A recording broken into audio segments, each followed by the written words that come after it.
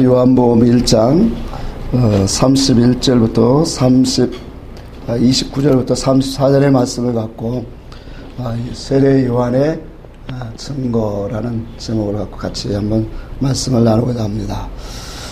본문은 원래 19절부터 34절까지 세례 요한이 증거에 대한 말씀들이 기록되어 있습니다. 세례 요한이 행한 일 중에 우리가 대표적으로 행한 일들이 무엇일까요? 물세례죠. 회개하라 천국이 가까웠느니라 하면서 요단강에서 물침례를 준 것이 세례 요한의 사역 중에 대표적인 행위입니다. 그런데 세례 요한이 이와 같이 물로 침례를 주게 된 그런 이 물로 침례를 주게 한 이가 누굴까요? 예? 하나님이죠. 그렇죠? 그러니까 하나님이 이와 같은 일을 행했으니까 세례 요한의 증거는 곧 누구의 증거라고 우리가 볼 수 있어요? 하나님의 증거다라는 것을 우리가 보게 됩니다. 세례 요한의 이제 이렇게 나타나서 광야에서 외치고 또 많은 사람들 앞에 또 유대 지도자들 앞에서 담대하게 회개하라. 천국이 가까우느라 하면서 독사의 새끼들아 하면서 이렇게 정말로 강한 어조로 외치면서 요단강에서 물세례를 줄 때 그 종교 지도자들 볼 때 얼마나 깜짝 놀랐겠어요. 너무나도 놀라운 일이죠. 왜냐하면 감히 그런 일을 행할 수 있는 사람은 당시 없거든요. 그러니까 유대 백성들은 물론 지도자들도 엄청나게 놀랐죠. 그래서 우리가 이 말씀 읽은 말씀 19절 이하에 읽은 말씀을 보니까 유대 지도자들이 뭐예요? 예루살렘에서 이제 사람들을 파견하는 거예요. 왜 파견하냐면 여기 보니까 19절에 보니까 내가 누구냐 그러죠. 그렇죠?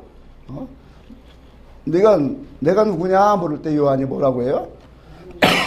20절에 보니까 나는 그리스도가 아니라 한데, 그러니까 21절에 또 보니까 그러면 내가 누구냐? 엘리야냐? 또 물어요.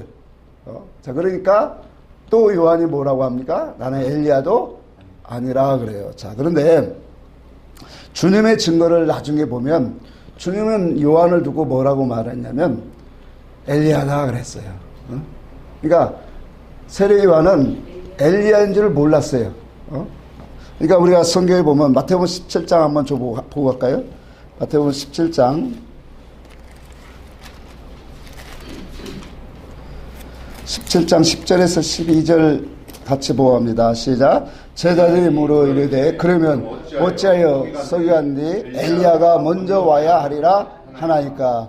예수께서 대답하여 이르시되 엘리야가 과연 먼저 와서 모든 일을 회복하리라. 내가 너에게 말하노니 엘리야가 이미 왔으되 그러죠. 엘리야가 이미 왔으되 엘리야가 누구예요? 세례 요한을 지내. 11장도 한번 봅시다. 11장 13절부터 한번 봅시다. 13절 14절 보면 12절부터 볼게요. 세례 요한의 때부터 지금까지 천국은 침노를 당하나니 침노하는 자는 빼앗느니라. 모든 선지자와 율법이 예언한 것은 요한까지니. 14절 같이 한번 읽을까요? 만일 너희가 줄려받을진대 오리라 한 엘리야가 곧 사람이니라. 그렇죠? 말라기에서 보면 4장에 분명히 말씀한 게 뭐냐면 엘리야가 먼저 오리라. 그렇게 말라기에서 4장에 분명히 말씀을 했어요. 누가복음 1장 17절에도 그러면 어떤 모습으로 엘리야가 오냐면 이것도 한번 보고 봅시다. 누가복음 한번 봅시다. 1장.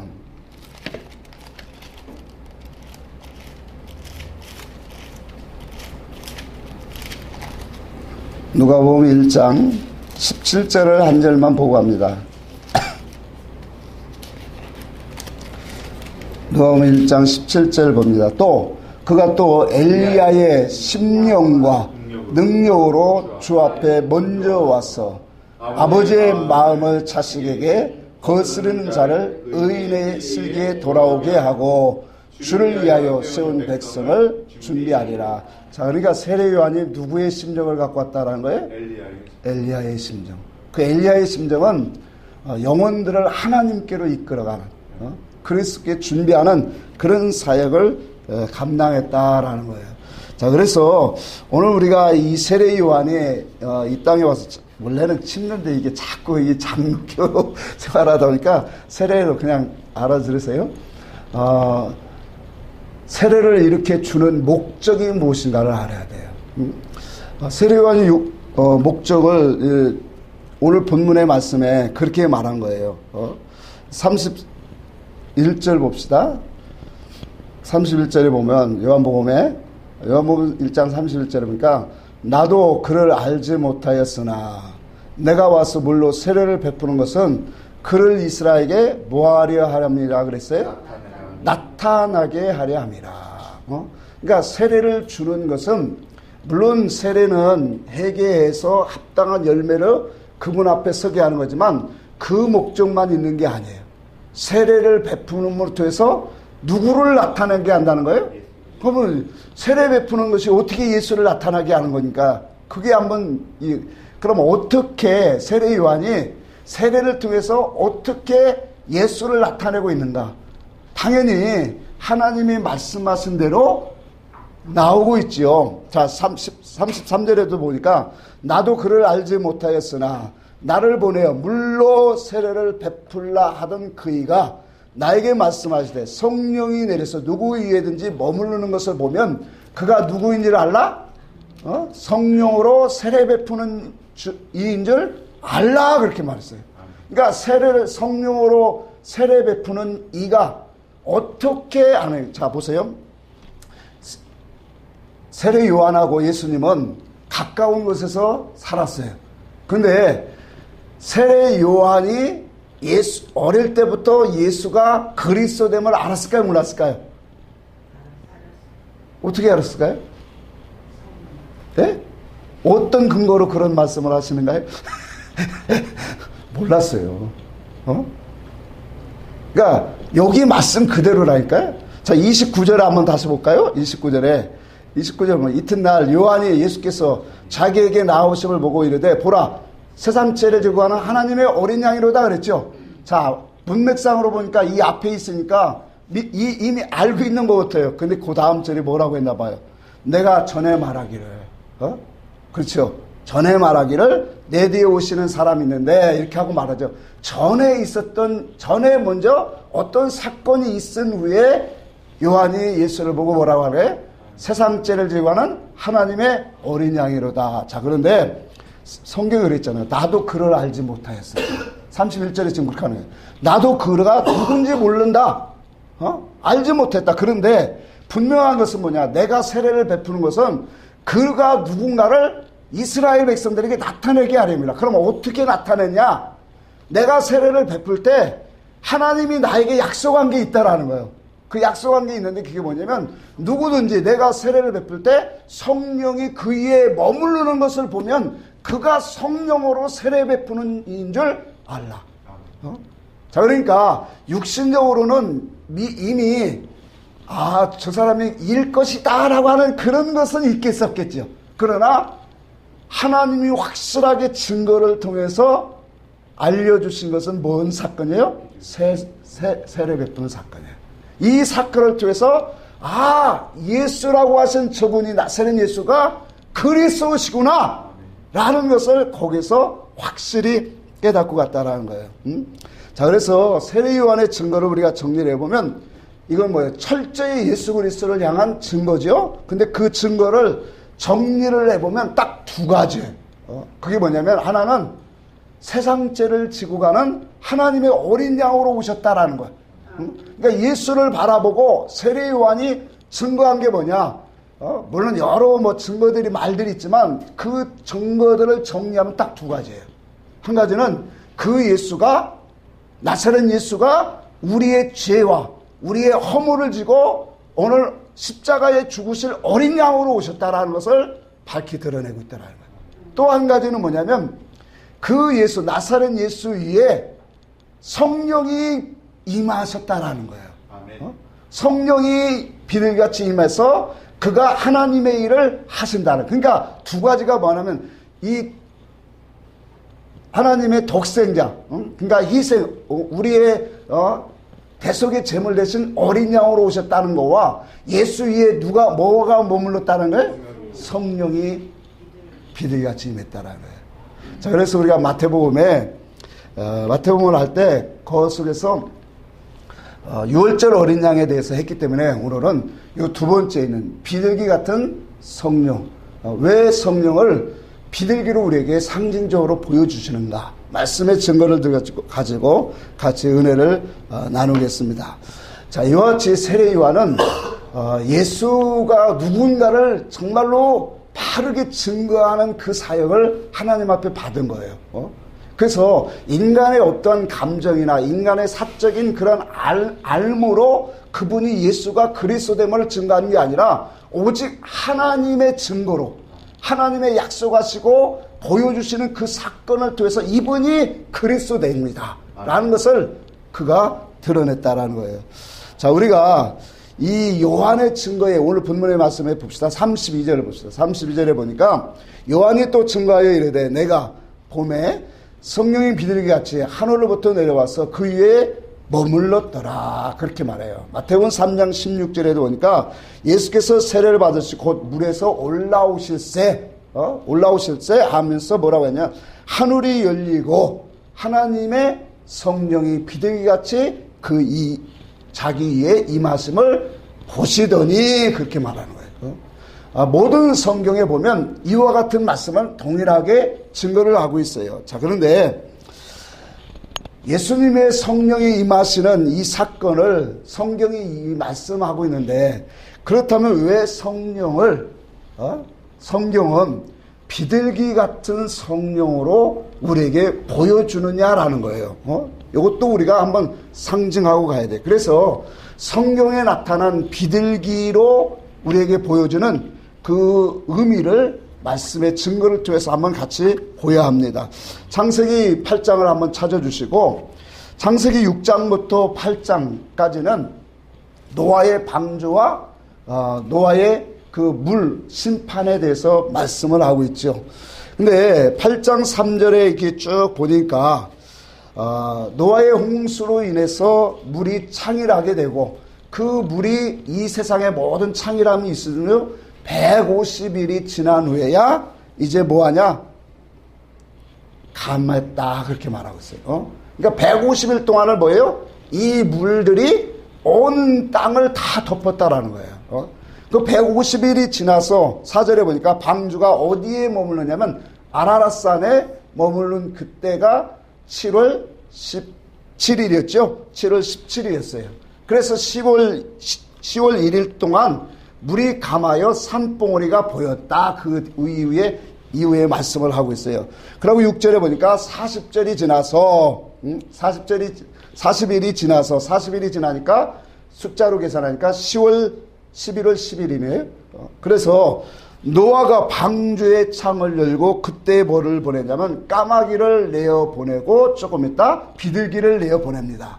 자, 그런데 까마귀를 내어 보낸 것은 언제까지 까마귀를 내보냈을까요? 성경의 말씀 보니까 땅이 마를 때까지, 물이 마를 때까지, 그렇죠? 그런 의미를 좀 이따 한번 설명을 하겠어요. 그러고 나서 비둘기를 계속적으로 이제 8절부터 11절의 말씀을 쭉 읽어보면 비둘기를 3차례 동안에 비둘기를 내보내요. 자, 이 까마귀와 비둘기의 사역이 우리에게 무엇을 교훈하느냐는 거예요. 자, 까마귀는 무엇을 교훈할까요? 까마귀는 구약의 뿐만 아니라 오늘날까지도 천사의 사역을 활동을 의미해요. 천사의 사역을. 그래서 엘리야에게 뭘 갖다 줬어요? 까마귀가 갖다 줬죠. 그 까마귀는 천사를 상징한다. 자, 근데 이 비둘기는 성령의 사역을 우리에게 보여주는 거예요. 자, 그래서 중요한 건 이거예요. 까마귀를 보내고 비둘기를 3차례 보냈는데 중요한 건 뭐가 중요하냐면 왜 노아의 방주에서 창을 열고 까마귀를 보내고 물을 보낸 것이 무엇을 보려고 했느냐라는 거예요. 자, 노아가 방주의 창문을 열고 지금 까마귀를 보내고 또 조금 있다가 비둘기를 보냈어요. 그리고 까마귀도 계속 보냈죠. 성경은 계속 그렇게 안 나갔지만 물이 마를 때까지 왕래했다니까. 그러니까 왜 까마귀를 보내고 물이 보낸 이유는 무엇을 확인하려고 한 거예요? 한번 생각해봐요. 예? 무엇이 말랐는가를 보는 거예요? 그렇죠. 물이 말랐는가를, 물이 감했는가를 보려고 방주에서 지금 노아가 이런 것들을 보내고 있다라는 거예요. 그럼 이 물은 어떤 물이에요? 자, 우리가 물 하면 성경에 보면 하나님 말씀도 상징하죠. 그렇죠? 하나님 말씀도 상징해요. 그래서 물 하면 모든 걸 말씀으로 하면 돼요, 안 돼요? 안 되는 거예요. 항상 옳은 것과 그릇된 것들을 갖추고 성경이 나온단 말이에요. 그래서 성경에 오리겐이라는 사람이 중세에 이 알레고리식 성경 해석이라고 하는 거예요, 이걸. 그러니까 물은 말씀이다 하면 다 말씀이다 꿰고, 빨가면 사과다. 그러니까 사과는 빨가다. 이런 식으로 갖다가 내는 게 다 알레고리식 성경 해석이라고 해요. 근데 이것이 너무나도 틀린 것이 성경은 이와 같이 두 가지의 그러한 뜻을 우리에게 분명히 보인다. 반석도 우리에게 하나님의 예수 그리스도의 반석이 있는가 하면 태적의 반석이 있더란 말이에요. 그러니까 모든 것은 다 뭐예요? 하나님의 문설주와 문지방 끝에 무엇에? 너희의 문지방과 문설주가 있더라. 그러니까 다 참이 있으면 거짓이 있다. 자, 여기서 물은 무슨 물이냐면 사망의 물이에요. 심판의 물이다 말이에요. 그러니까 세상 타락한 물이에요. 그렇죠?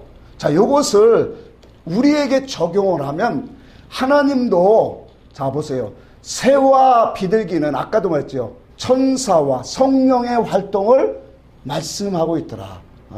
그런데 지금 노아가 창문을 열고, 노아는 예수 그리스도를 상징하는데 예수 그리스도가 창문을 열어서 이와 같은 것들을 지금 보내는 것을, 하늘 창문을 여는 것을 의미하는데, 이런 것들을 열어서 물이 감했는가, 물이 말랐는가, 아니면 아직도 그 물이 넘치고 있는가. 이 물은 무슨 물이라고 했어요? 사망의 물이라고 했죠. 그러면 이것을 보려고 지금도 하나님의 천사들을, 성령을 보내고 있더라는 거예요. 움직이고 있더라는 거예요. 자, 그러니까 오늘날도 하나님이 우리 속에 사망의 물이 말하는가 보고 있을까요? 예? 그렇단 말이에요. 우리 속에 세상과 타락한 이 세상의 죄악된 물, 유혹하는 그런 악한 물들이, 더러운 생각들이 가장 많은 사람 속에는 하나님의 천사도 물론이고 하나님의 성령의 역사가 그 속에 임할 수 있을까요, 없을까요? 없다라는 거예요. 그래서 까마귀를 내놓은 것은, 까마귀는 아까도 얘기했지만 언제까지 왕래했냐면 물이 마를 때까지. 이것은 무엇을 상징하냐면 하나님이 이 천사들은 뭐예요? 종과 심부름꾼으로, 사역자로 삼으셨다. 그러니까 세상 끝날까지, 이 세상을 심판할 때까지 이 땅 위에는 누구의 일들이 있어요? 천사의 사역들이 수없이 많다라는 거예요. 자, 그런데 중요한 건 우리에게 예표로 보여준 게 비둘기를 보냈다라는 거예요. 근데 비둘기를 처음 보내니까 우리가 성경에 보니까 뭐라고 하냐면 접촉할 곳을 찾지 못해요. 접촉할 곳을 찾지 못해요. 뭐 했다라는 거예요? 다시 돌아왔다라는 거예요. 다시 돌아와요. 자, 이 말은 우리에게 무엇을 의미할까요? 접촉할 것이 없어서 다시 돌아왔다라는 것은 두 가지로 우리가 의미할 수 있는 거예요. 그러니까 첫째는 뭐냐면 예수 그리스도가 이 땅에 오시지 않았다라는 거예요. 그러니까 진리가 오지 않았다라는 거예요. 그러니까 진리가 오지 않은 것은 약속하신 그분이 이 땅에 오시지 않았다는 거예요. 왜냐하면 약속하신 이가 오시고 그분이 십자가를 지시고 십자가의 도를 완성하여 우리 영혼 속에 뭐가 오셔요? 성령이 오시게 돼 있겠다. 자, 그렇다면 오늘날 두 번째로 생각할 때 우리 속에 성령이 어떻게 하셔야 오시냐라는 거예요. 그러니까 우리 속에 세상물이 가득하고 세상 이론과 자기의 이론과 이러한 자기 옛사람의 주관이 강한 사람 속에는 성령이 올 수 있을까요? 없을까요? 없는 거예요. 그러니까 아까도 말했죠. 비둘기를 보냈는데 그런 것들을 보낸 목적이 뭐냐면 물이 감했는가를 보려고 한단 말이에요. 그러니까 하나님이 오늘날도 우리의 예배하는 모습과 우리의 모든 삶을 다 보실까요? 안 보실까요? 다 보셔요. 그 속에서 정말로 하나님을 바라고 있는지, 하나님의 성령의 역사를 기다리고 있는지, 그 속에서 예수 그리스도의 십자가의 공로를, 왜 성령은 누구를 통해서 나오냐면 예수 그리스도의 십자가의 공로를 오늘 힘입은 사람 위에 온단 말이에요. 그러니까 십자가의 은혜를 정말로 감사함으로 알지 못하는 사람에게는 성령이 올 수 있어요, 없어요? 그건 인본주의로 자기가 자기 중심에서 하나님을 섬기는 거지 하나님이 영이 오지 못한단 말이에요. 그러니까 하나님이 우리 영혼 속에 십자가의 은혜를 힘입고 회개하는 영혼들, 진리를 바라는 영혼들, 그 영혼 속에 하나님의 성령이 오시게 되어 있다라는 거예요. 그래서 두 번째로 보냈을 때는 이 비둘기가 언제 왔냐라고 성경에 보면 언제 왔을까요? 저녁 무렵에. 저녁 무렵이라는 것은 이제 시기적으로 해가 넘어갔다라고 하는 것은 우리에게 뭘 상징해요? 때가 다 됐다. 그래서 이브리서도 예수님이 언제 오셨다라고 했어요? 마지막 때. 마지막 때. 예수님이 마지막에 오셔서 그 아들로, 하나님의 아들로 당신의 아들을 마지막에 보내서 우리에게 뭐예요? 하늘의 모든 것들을 다 우리에게 밝히 보냈다. 근데 그 저녁 무렵에 왔는데 뭘 물고 왔어요? 감람새 잎새기를 물고 왔더라. 그건 뭘 말할까요? 예수 그리스도가 약속하신 이가 오셨다라는 것을 의미하는 거예요. 두 번째는, 그럼 세 번째로 이제 비둘기를 더 7일 지나서 또 비둘기를 또 보냈더니, 세 번째 보냈더니 이제는 돌아오지 않았다 그랬어요. 이 말은 뭘까요? 이제는 그 비둘기가 당신의 백성들, 택한 백성들 속에 머물러 있다라는 거예요.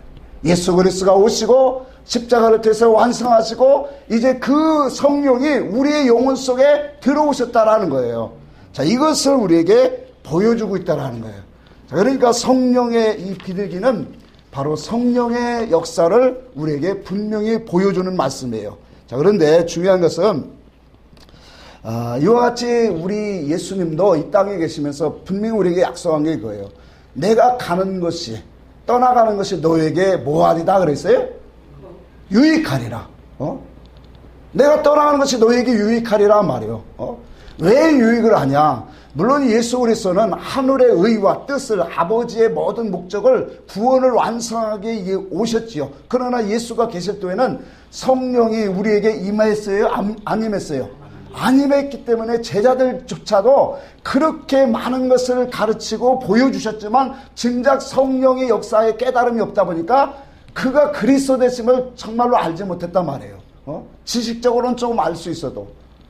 그러니까 예수 그리스도가 오셔서 많은 진리의 말씀을 선포하시고 기사와 이적을 보내준 것은 놀라운 일이지만 오늘 그것이 하나님의 아들이 행하시는 그 목적을 이루는 면에서는 그 일을 온전히 이루기 위해서는 누가 오셔야 돼요? 성령이. 그래서 예수도 하나님의 일을 행하시기 전에 뭐가 먼저 오신 거예요? 성령이 먼저 오신 거예요. 그러니까 예수님도 성령이 오시기 전에 똑같은 육신을 입은 우리와 같은 사람이었어요. 그러고 요단강에서 세례받을 때 하늘문이 열리고 성령이 비둘기같이 자기의 임하심을 보셨다. 그러고 나서 뭐예요? 이제 광야에 가서 금식하신 거예요. 하나님의 일을 시작하신 거단 말이에요.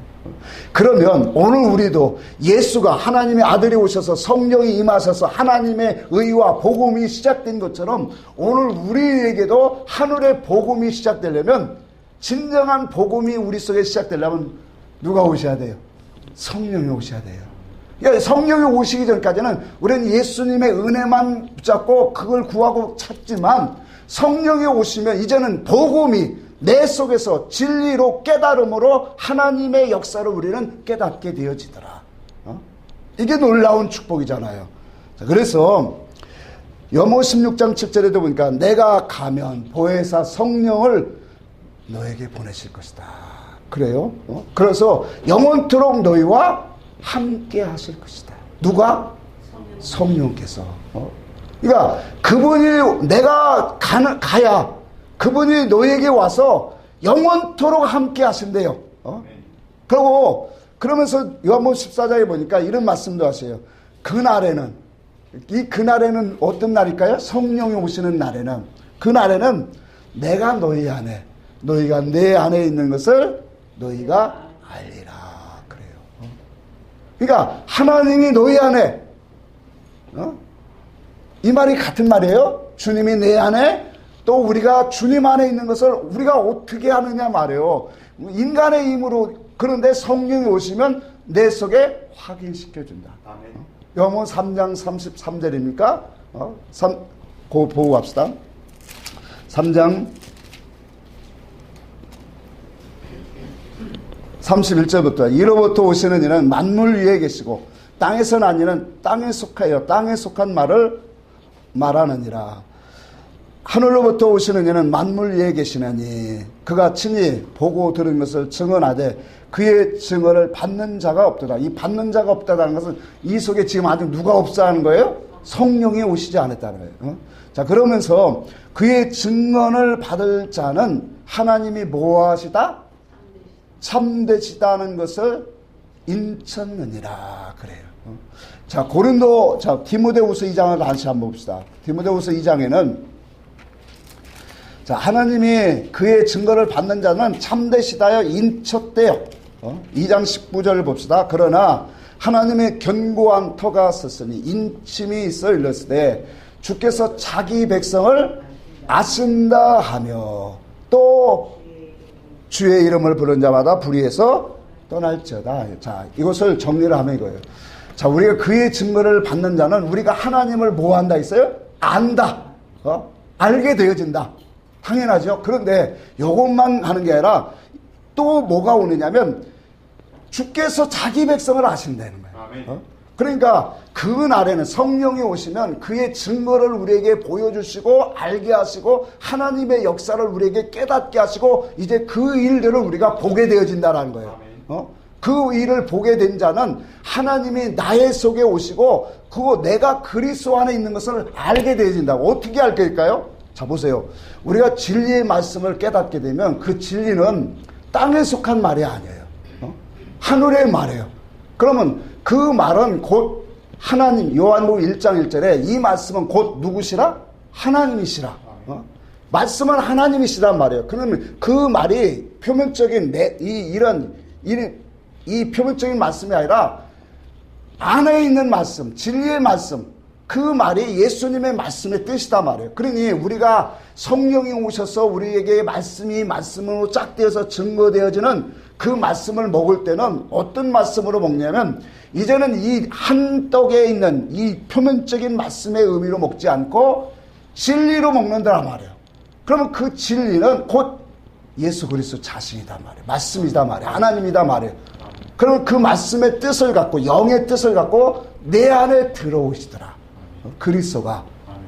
그러니 그분이 내 안에 계시고 내가 그리스도 안에 있는 것을 어떻게 확인해 주냐. 이것으로 확인된단 말이에요. 그래서 요한일서 5장에 하나님의 아들을 믿는 자는 자기 속에 증거가 있다. 분명히 이것을 하나님이 증거하신다라는 거예요. 그러니 성령이 오셔야 우리가 참된 하나님의 역사에 참여하는 거예요. 그러니 세례 요한은 이걸 본 거예요. 아, 나사렛 예수가 그리스도구나. 근데 그 그리스도는 바로 우리를 하나님 앞에 뭐하는 양으로? 세상 죄를 지고 가는 하나님의 어린 양으로, 여지까지 구약의 어린 양으로 희생의 제물로 드렸던 그 희생의 제물로 우리를 위하여 속죄 제물로 오셨구나. 그러고 그분 위에 하나님이 영이 임하셨구나. 하나님이 영이 임하셨다라는 게 뭐예요? 이제 하나님의 구원 역사를 다 이루실 분이구나. 그걸 보고 증거했다라는 거예요. 자, 그렇다면 세례요한도 이렇게 증거를 받고 증거를 했다면 오늘 우리도 예수가 누구신가를 우리가 증거하려면 누가 임해야 되는 거예요? 성령이 우리 속에 임해야 되는 거예요. 그러면 야, 성령이 임하면 어떻게 되느냐? 성령이 임해서 우리에게 어떤 증거들을 보여주느냐? 그런 의문이 나오게 된단 말이에요. 그래서 오늘 성령이 비둘기같이 임한 것으로 우리에게 보여주고 있더라는 거예요. 자, 그래서 성경 속에 비둘기 같은 성령이 우리에게 역사를 하면 우리가 어떻게 되어지는가를 그래서 성경 속에 우리에게 나타내고 있다는 거예요. 자, 마태복음 10장 16절을 봅니다. 보라, 내가 너희를 보냄이 양을 이리 가운데 보낸 것 같고, 또 뭐라고 했냐면, 그러므로 너희는 뱀같이 지혜롭고 뭐처럼 순결하라? 그렇지요. 비둘기같이 순결하라. 그렇게 말했어요. 그래서 이 비둘기같이, 뱀같이 지혜롭고 비둘기같이 순결하고 하는 그 의미가 주님이 어떤 의미로 주셨을까요? 자, 이 제자들에게 너희가 이제 이 세상에 나가서 복음을 증거하는데 이와 같은 것으로 너희가 무장되지 아니하면 싸울 수 없다. 왜? 이 세상은 무엇으로 가득 차 있어요? 이 세상은 흑암으로 가득 차 있고 흑암의 영들로 너무나도 가득하다. 그러니 뱀같이 지혜로워야 되고 또 뭐예요? 비둘기같이 순결해야 된다. 깨끗해야 된다. 그 말씀이란 말이에요. 지혜롭고 깨끗하여야만, 정결하야만 너희가 뭐예요? 싸워 이길 수 있다.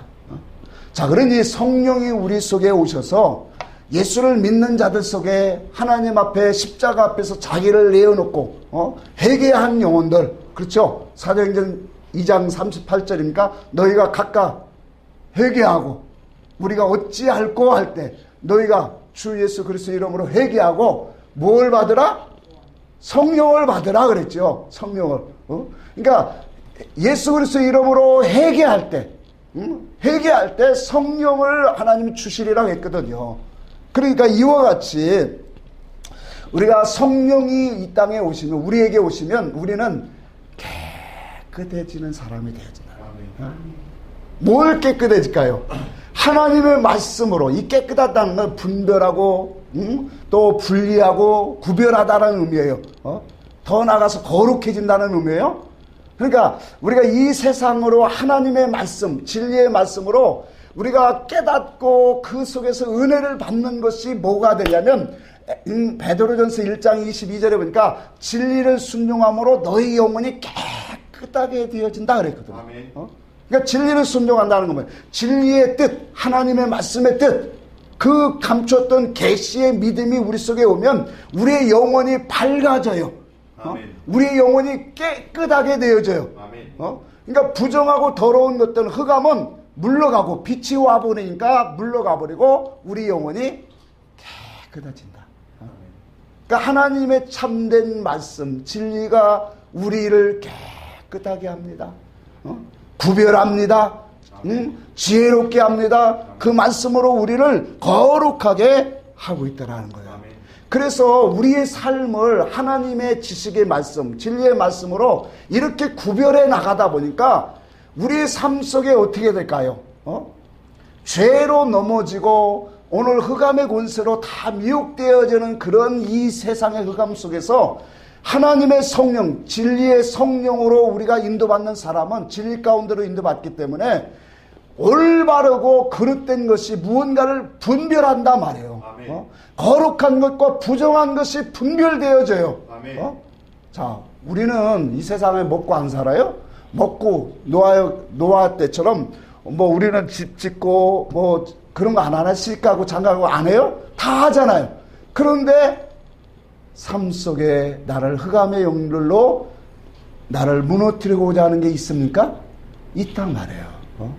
어둠으로 많은 것으로 나를 순간순간 하나님 앞에서 어둡게 하는, 세상의 그런 허망한 것으로 내 영혼을 어둡게 하는 그런 것들이 수없이 많아요. 또 거짓 복음이 얼마나 많습니까? 다른 복음과 다른 예수와 다른 영의 역사가 이 교계 안에는 수없이 많이 있을까요, 없을까요? 수없이 많죠. 자, 이런 것들을 우리가 어떻게 구분을 하겠어요? 진리의 영이 오면 우리가 진리의 지식과 그 영으로 인해서 우리가 모든 것을 다 뭐예요? 회복하게 되어진다. 구별하게 되어진다라는 거예요. 그러니까 진리가 오면, 아, 이건 하나님 말씀 속에서 조금 빗나간 거야. 아, 이건 끝이 잘못되었구나.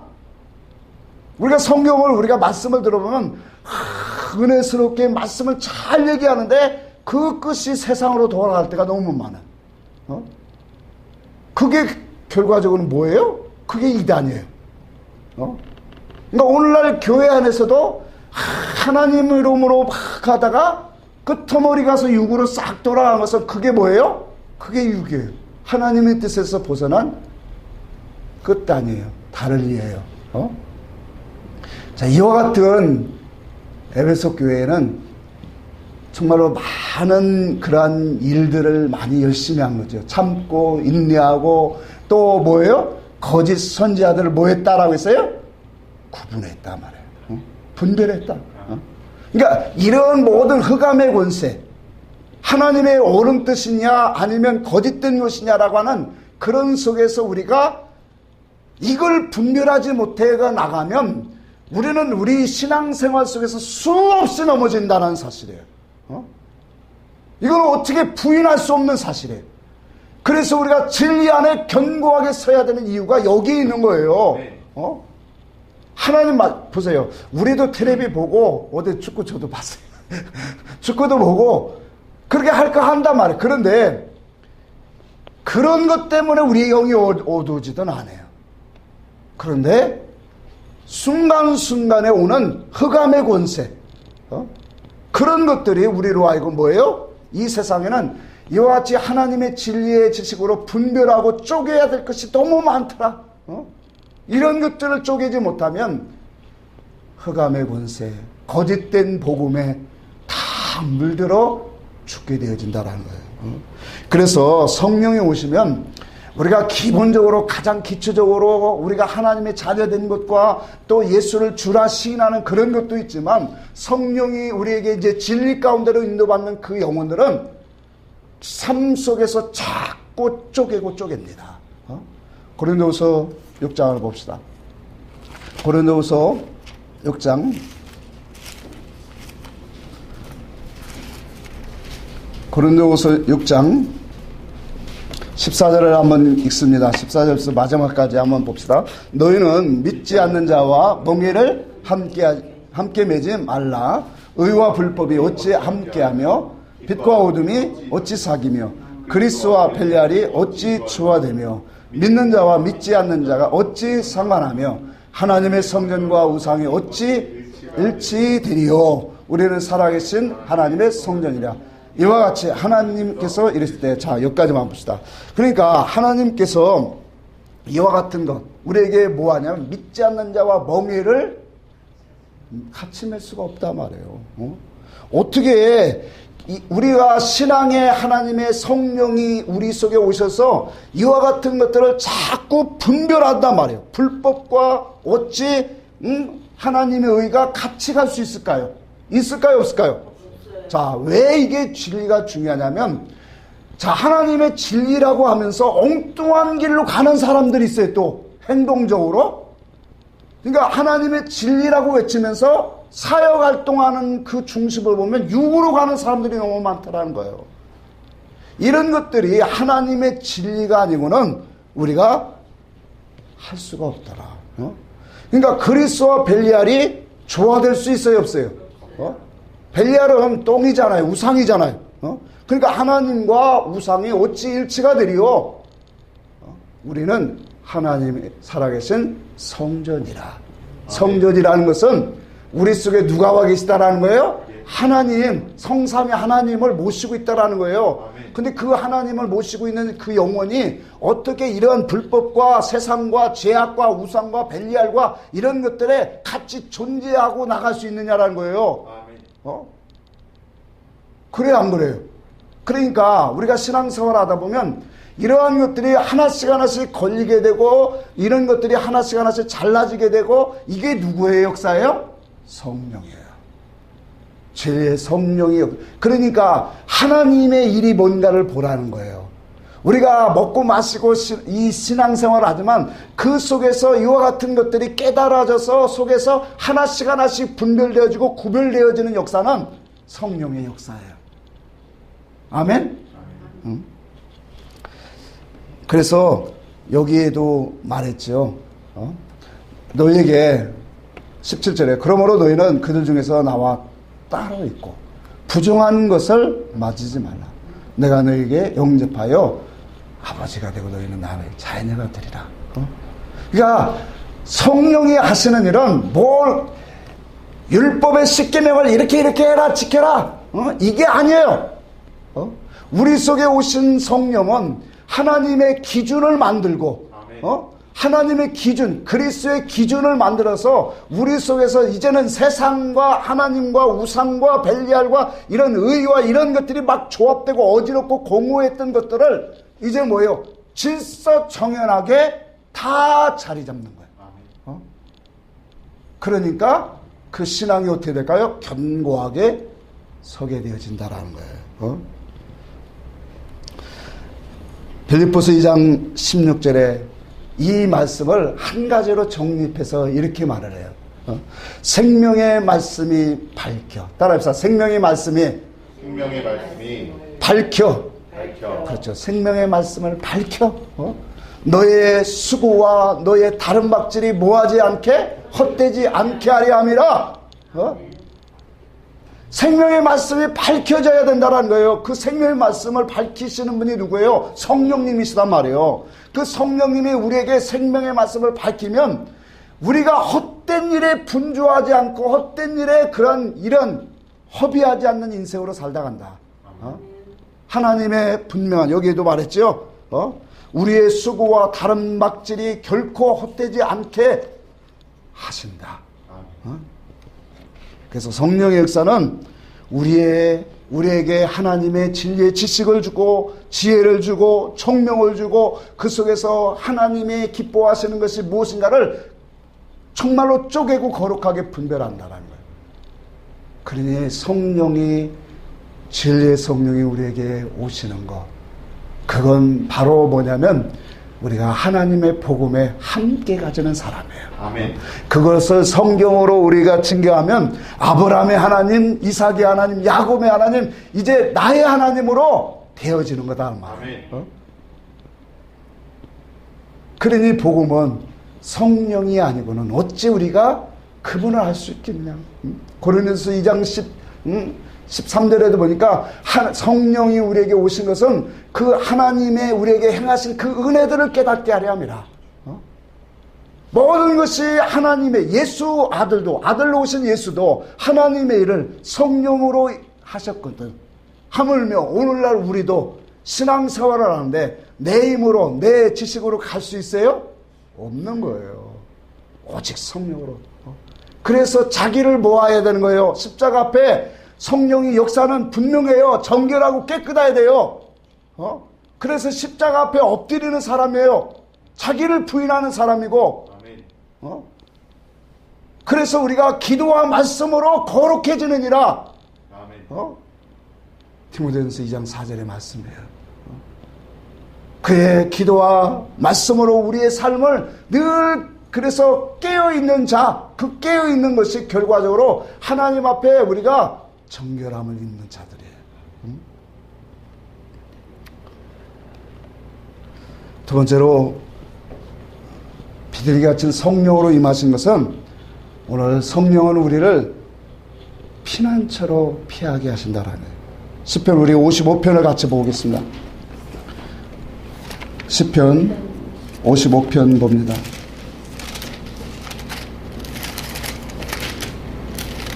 55편 6절부터 보겠습니다. 6절에서 8절까지 한번 같이 읽겠습니다. 시작. 나는 말하기를 만일 내게 비둘기같이 날개가 있다면 날아가서 편히 쉬리로다.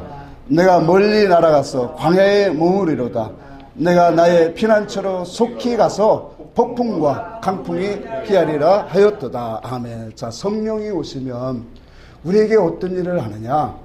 우리를 피난처로 피하게 하신다라는 거예요.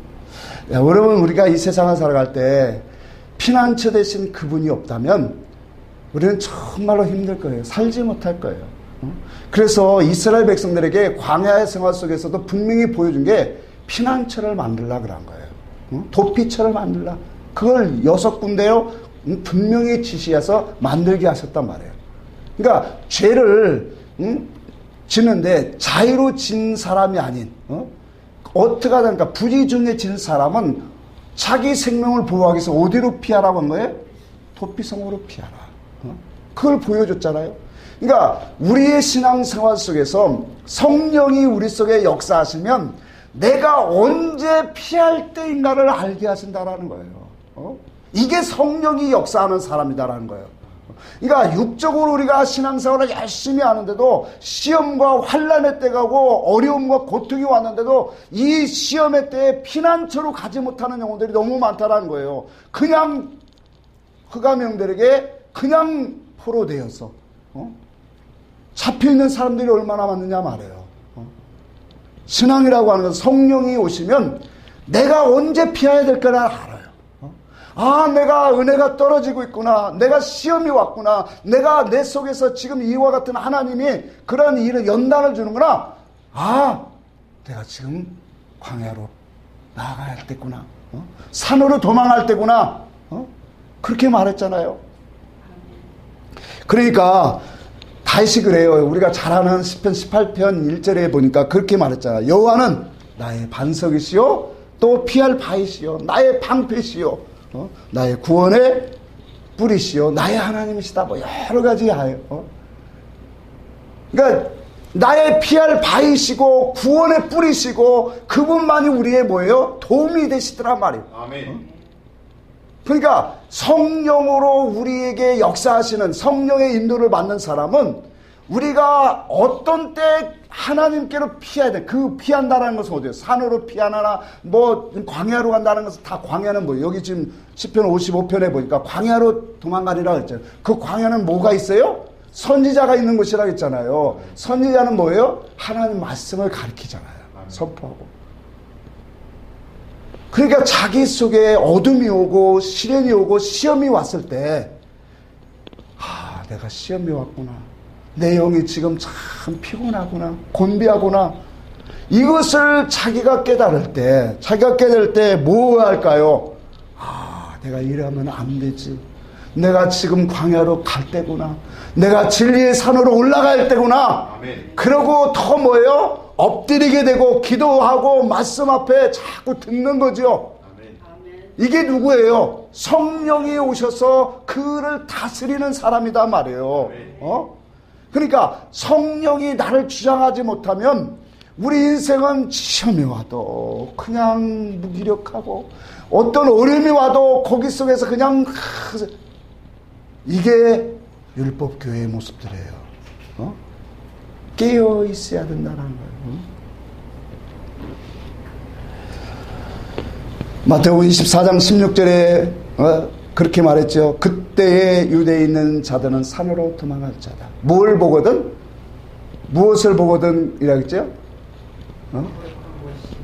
다니엘의 말한 바 거룩한 것이 가증한 것이 거룩한 곳에 선 것을 보거든. 자, 그건 역사적으로 보면 하나님의 말씀이 오늘 증가하는 강단이 이질의 말씀을 들고 섰을 때, 또 예루살렘에 우상이 섰을 때, 우리 심령에 말하면 하나님의 말씀, 은혜가 떨어지고 뭐가 섰다라는 거, 우상, 세상 것들이 좋아지고 세상 것들만 보여질 때, 그게 바로 뭐예요? 가증한 것이 지금 거룩한 곳에 쓴 거잖아요. 그렇죠? 그때가 되면 너는 어떻게 알아? 산으로 가라. 그 산은 하나님을 만나는 산이란 말이에요. 이 모든 것이 내 힘으로 될까요? 자, 중요한 것은 뭐냐면 이런 것을 만날 때 자기 힘으로 안 된다는 거예요. 그러니까 성령이 우리 속에 역사하시고 진리의 영으로 이끄시는 영은 이런 것들을 스스로 뭐가 되냐면 이게 되어지더라는 거예요. 그러니까 어둠이 오냐, 고난이 오느냐, 시험이 왔느냐, 내가 이때 하나님 앞에 엎드릴 때구나. 이게 어떻게 돼요? 자기 속에 그냥 되더란 말이에요.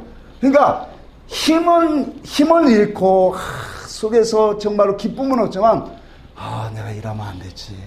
내가 이러면 안 되지. 내가 살아야지 하고 다시 그분의 말씀 앞에 엎드리고 기도하게 되어진다. 이게 누구예요? 성령이 역사하는 사람이에요. 그게 그래서 비둘기와 같은 성령으로 우리에게 보여줬다라는. 비둘기는 그래서 우리가 그런 마음, 그런 사상, 마음을 주는 게 비둘기 날개예요. 날개가 힘이 있어야 날아가지요. 그렇죠? 그래야 산으로 가지요. 그래야 광야로 피할 수 있는 거예요. 날개에 힘이 없는 새는 날지 못하고 죽습니다. 그래서 성령이 독수리 날개로 우리를 업어서 광야로 인도했다. 구약 백성들을 통해서 그렇게 보여준 거예요. 성령이 나를 입어서 내가 힘들고 곤가고 어려울 때 정말로 낙심하고 약해질 때 성령이 나를 감동하사 그분 앞에 다시 피하게 하시더라. 그리스도 안에서 힘을 받도록, 진리 안에 새 힘을 받도록 우리를 광야로 업어서 인도하시는 성령님의 역사가 우리 속에 더욱더 역사해야 돼요. 아멘. 마지막으로 성령과 같은 이 비둘기 같은 성령으로 상징하는 것은 성령은 우리 안에서 죄악으로 인하여 슬퍼하는 성령이에요. 그래서 너희 속에 성령이 탄식치 않도록 하라. 그렇게 말한 거예요. 에스겔서 7장 16절에 보면 도망하는 자는 산 위로 피하여 다 각기 자기 죄악 가득에 골짜기 비둘기같이 슬피 울 것이다. 그렇게 말했어요. 그러니까 비둘기는 슬피 우는 새인가 봐요. 그러니까 우리의 영혼이 하나님 앞에서 우리가 살아가는데 죄 때문에 슬피 우는 영혼이 되어진다는 거예요. 이것은 뭐예요? 우리로 하여금 하나님 앞에 거룩함으로 나갈 수 있는 그런 아름다운 마음이잖아요. 그러니까 성령이 우리 속에 오시면 우리를 뭐예요? 이와 같이 죄 때문에 울게 하는 거예요. 죄 때문에 울게 하고 세상을 바라보면서 울고 그 영혼은 누구예요? 어떤 영혼이에요? 성령의 이끌림을 받는 영혼이에요. 아멘? 그러니까 우리가 이 눈이 떼어지고 영혼이 정말로 하나님의 성령으로 밝아질수록 이 세상의 흑암과 죄악으로 바라보면서 울고 있더라고요. 하나님의 선지자들은 이스라엘 백성들이 타락한 것을 보고 울었잖아요. 그게 누구예요? 성령의 역사라는 거예요. 그러니까 오늘 우리 속에도 내 죄 때문에도 울고 세상 속에 오늘날 교회를 바라보면서도 울고 이런 것들이 전부 다 뭐냐? 성령의 역사다. 이만큼 우리는 하나님 앞에 거룩함으로 옷 입는 사람이 되어진다. 말씀을 우리가 결론을 맺고자 합니다. 성령의 역사가 없으면 우리는 복음에 참여할 수가 없어요. 이와 같이 예수 그리스도도 이 땅에 오셔서 사역 활동하시는 게 오직 다 성령으로 하셨어요. 성령으로 아니한 것은 하나도 없어요. 그래서 내가 행하는 것은 내 안에 아버지의 의가 아버지께서 내 안에서 이루시는 것이니라 그렇게 말한 거예요. 육신을 입고 오신 예수 안에 이제 아버지의 영 성령이 임하셔서 그 모든 일을 다 행하신 것처럼 우리에게도 이제는 십자가를 통하여서 회개하고 그를 바라는 영혼들에게 하나님 성령을 주셔서 이제는 진리 가운데로 인도하시는 그 영의 역사가 얼마나 큰 축복이냐. 아멘. 그 축복을 통해서 우리는 더 거룩해져 가는 거예요. 더 더 깨끗하게 가는 거예요. 더 분별하고 쪼개져 가는 거예요. 그러니까 삶은 똑같이 이 세상 사람들과 똑같이 살아가고 있지만 영적으로는 더 분별하고 쪼개고 해서 더 우리는 거룩한 영혼으로 가는 거예요. 그것뿐만 아니라요, 우리는 힘들고 어려울 때마다 우리가 이 나그네 세상 살아가는 이 세상 속에서 자꾸 그리스도 안으로 피난처로 우리는 피하는 거예요. 어려움이 있고 힘들음이 있고 우리에게 시련이 오고 우리에게 시험이 올 때마다 우리 도움이 되시는 그 주님 앞에 그리스도 안에 날마다 피해가는 거예요. 그러면서 주님 오시는 그날까지 죄 때문에 우는 자, 정말로 이 하나님의 마음, 그 마음이 없는 그런 육적인 마음 때문에 우는 자, 이 세상의 교회를 바라보면서 우는 자들, 그 영혼이 뭐예요? 정말로 그리스도의 참된 열매, 합당한 열매, 하나님 보시기에 찾으시는 그 영혼이 아닐까요? 여러분, 우리에게 주신 성령은 세상의 어떠한 복이나 구하고 세상의 것들을 정말로 찾으라고 우리에게 준 게 아니에요. 그 영은 하나님의 뜻을 우리에게 알려주시는 분이에요. 예수 그리스도가 이 땅에 행하시고 말씀하신 그 뜻을 우리에게 밝히 드러내시는 분이에요. 그래서 영원전 하나님이 계획하셨던 그 뜻과 목적으로 우리를 만드시는 그 영, 그래서 우리가 힘들 때마다 이렇게 피난처로 피하게 하시고 또 죄로 말미암아 아파하고 고통스러워하는 그런 울 수 있는 그런 영혼, 거룩한 영혼으로 만드시는 그 성령님을 우리는 뭐예요? 날마다 우리 속에 영접해야 돼요. 그분의 뜻에 연합이 돼야 돼요. 그래서 그 성령님을 소멸치 않도록, 성령님이 우리 속에서 마음에 근심치 않도록 내 영혼이 날마다 하나님과 연합하여 살아가는 그 영혼, 하나님 앞에 복받은 사람입니다. 우리 모두가 그리스도 안에서 복받은 영혼 되기를 주의 이름으로 축복합니다. 찬송하겠습니다.